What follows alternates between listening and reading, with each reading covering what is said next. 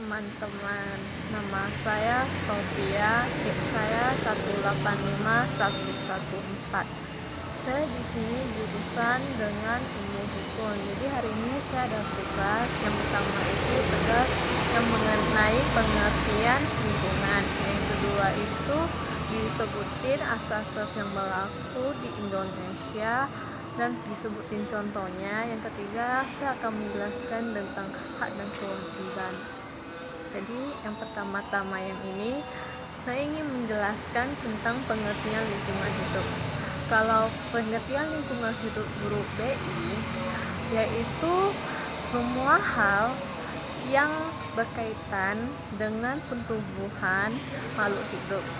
Jadi selanjutnya ini pengertian yang menurut di Undang-Undang 23 97 atau yang disebut dengan Undang-Undang 39 tahun 2009 adalah kesatuan ruang dengan semua benda, daya, keadaan dan lingkungan hidup ya, termasuk manusia dan perilaku yang mempengaruhi kelangsungan kehidupan dan kesejahteraan manusia serta makhluk hidup yang lain. Jadi ada pengertian lain selain pengertian hukum lingkungan yang disebut juga oleh Milliards atau disebut dengan environment of the law. Jadi banyak sebutan yang dikatain pengertian hukum lingkungan adalah hukum lingkungan tentang tata lingkungan. Terus yang di sini ada yang berpendapat lain yang bernama dengan Rahma Usman. Dia mengatakan kalau hukuman lingkungan itu adalah perangkat norma hukum yang mengatur pengelolaan lingkungan hidup secara fisik dengan tujuan menjamin kelestarian dan pengembangan kemampuan lingkungan hidup. Terus yang kedua ini adalah asas yang berlaku di lingkungan hidup. Saya asas yang berlaku di lingkungan hidup itu adalah asas pengertian pengolahan hidup adalah pasal nomor 2 Undang-Undang nomor 32 tahun 2009. Di sini ada 14 asas. Jadi saya akan menyebutkan satu persatu. Yang pertama itu adalah tanggung jawab negara. Yang kedua ini adalah kelestarian dan keberlanjutan. Yang ketiga adalah keserasian dan keseimbangan. Yang keempat ini keterpaduan. Yang kelima manfaat. Yang keenam itu kehati-hatian. Ketujuh keadilan. Yang kedelapan itu adalah ekoregion. Habis itu yang kesembilan ini adalah keanekaragaman hayati. Yang ke-10 ini adalah tentang perkenan membayar. Habis itu yang 11 adalah partisipatif. 12 itu kearifan lokal. Yang ke-13 itu tata kelolaan pemerintahan baik. Yang terakhir itu otonomi daerah. Jadi yang saya milih antara tersebut, asas-asas yang kupilih adalah asas-asas kelestarian dan berkelanjutan. Menurut saya di Indonesia ini banyak kali kayak petani-petani atau sungai-sungai yang perlu kita kelestarian dan berkelanjutan. Yang pertama itu menurut saya itu contoh kasusnya itu tentang mencegah dengan cara pelandangan berpindah-pindah. Para petani ini terkadang tidak mau pusing mengenai kesuburan tanah.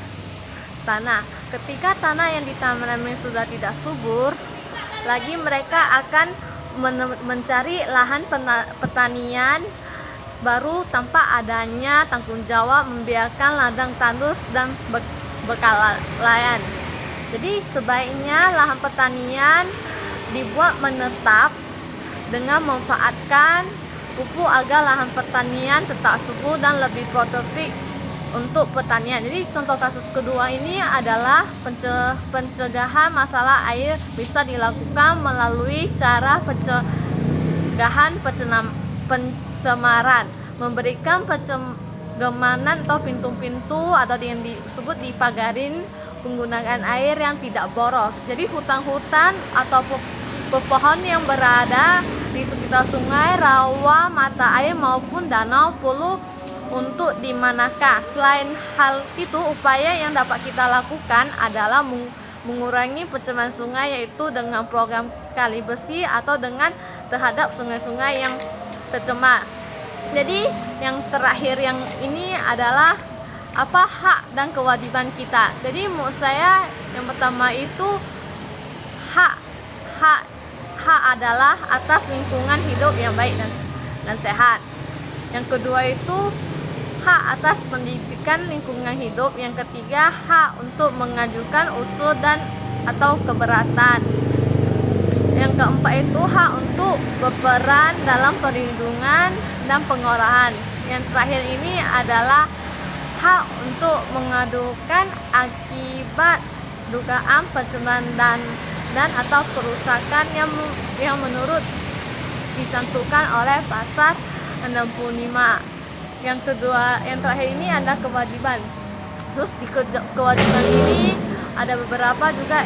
Yang satu berkewajiban memelihara kelestarian fungsi lingkungan hidup, serta mengenai pencemaran atau kerusakan lingkungan. Jadi ini kita semua harus berkewajiban untuk memelihara lingkungan agar tidak terjadi banjir, tsunami atau tanah longsor, karena ini sangat berpengaruh dalam lingkungan hidup. Jadi kita seharusnya berkewajiban dan memiliki etika yang baik untuk memelihara kewajiban.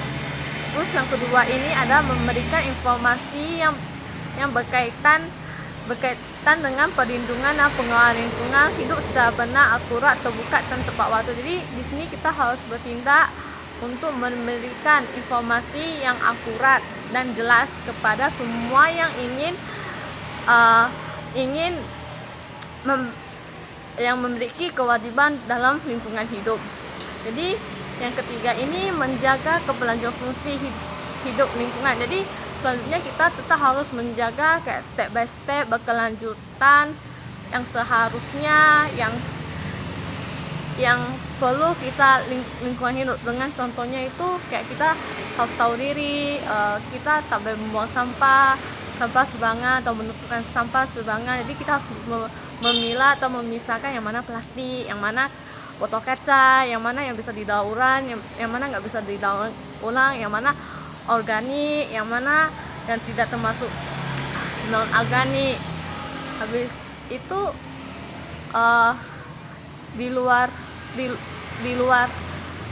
negeri juga mereka tuh kayak ada di mana-mana sistem kayak Senin sampai hari Sabtu itu hari Senin itu tempat organik basah. Yang kedua yang hari Selasa itu bukan organik basah.